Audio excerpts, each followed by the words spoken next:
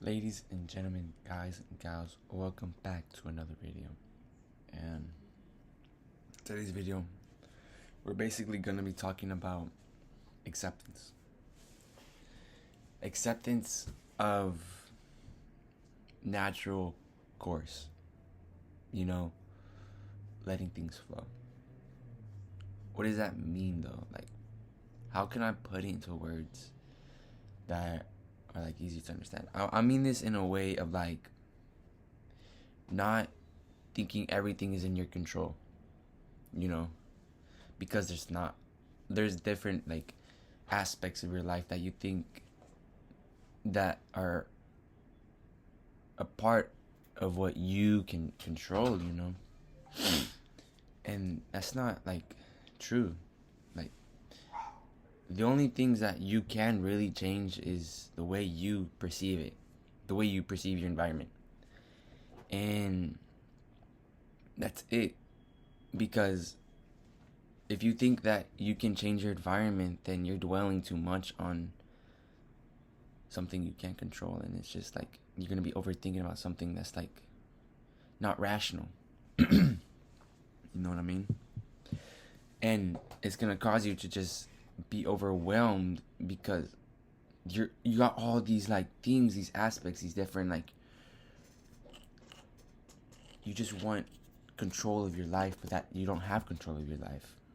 You just really do it. You just go with your own life. You just be a part of your own life and react how you want to react. And be at peace with it. Don't let it the situation become you. Just move past it, because it's not certain, but if you think that it will be, or you think of what could happen, or you think about whatever, then you're just gonna mentally get messed up. I had me and my friend were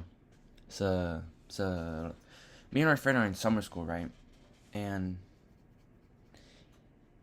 we both didn't sign up in time for summer school, and we had both completely forgot. And he had called me crying, and I was like, dude, why are you crying? He's like, I'm gonna get retained. We're gonna get retained. And I'm like, oh yeah, you're right. Damn, I guess I'll call him tomorrow and see what's up. And he's still crying. He's like, yeah, but what if so-and-so, what if this and that, what if blah, blah, blah. But, dude, you can't control what happens tomorrow, today, whatever, whenever. You can only control how you react to it. I was as calm as I could be, because it was literally dead in the night. And the next morning, no, the day before. And I was like, yeah, it's fine. It's not that deep. We can just call them tomorrow and get it all sorted out. And I did. I texted them that next morning because my friend had went to sleep. He stayed up so late, he just slept in. But me and my mom, I had a dentist appointment, so I literally had to text him. And I did. And I got both of us registered. And yeah. But, he still didn't pull up. It's whatever. So, sometimes you just have to change the way you react to things, because if you don't, then it's just gonna, corrupt you, and it's not gonna be you. Because you can't change what's gonna happen, Because if it's too late, then it's too late. Then damn, alright. I guess I'm gonna get held back. But if it's not, then it's not too late, and you could still get in it. And yeah, you don't have to worry so bad. Just let it go. Same thing with forgiveness. And it's basically the same thing. Acceptance and forgiveness. It's the same thing. Forgiving people is accepting that their mistakes aren't them all the time, But sometimes their mistakes and their actions do show their true selves, but we're not getting into that.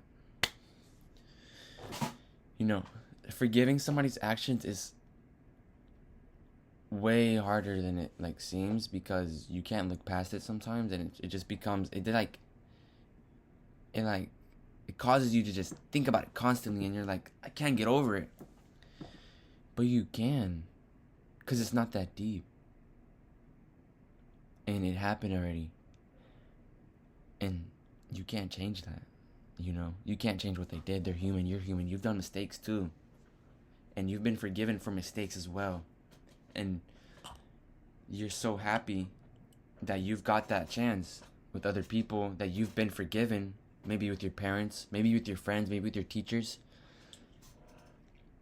And now you don't want to forgive because you want to hold a grudge, because you feel like it's personal. Nah, you have to change the way you see it and be at peace and just let it go, because as long as you yourself are in good conscience, then nothing else really matters, does it? You know, everybody like is gonna do their own thing, so why should you worry so much on what you can control, what you can't control, you know? I focus on worrying on what I can control, myself, my mentality, you know, my physical improvement. I want to get better at soccer. I want to have better stamina. I want to look better. You know, there's always something to do with yourself, you know.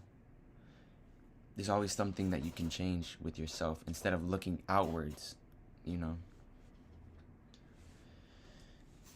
But sometimes you want to change others. Sometimes you think you have to change others in the way that, like, because they give you anxiety. Like, you want them to change for you, but you can't, because you can lead a horse to water, but you can't force it to drink, can you? Basically, like, you can show somebody new opportunities and new experiences and a new way of life, but it doesn't mean that they're going to want to change. It doesn't mean that they think it's wrong, you know. Sometimes people know it's wrong and they just can't change, you know. They're incapable of change. And it's sad, you know, that some people just say they change. They say what you want to hear. And I hate it, because I always fall for it. But you know, it's better if I fall for it than, you know, I don't, and I just be weird back to them. And I'm like, but that was weird of me, you know. And I'm thinking like I did that weird thing like they did to me, but now you know what I mean? Like, I don't want to be like they did. I don't want to be like them. I want to be like me.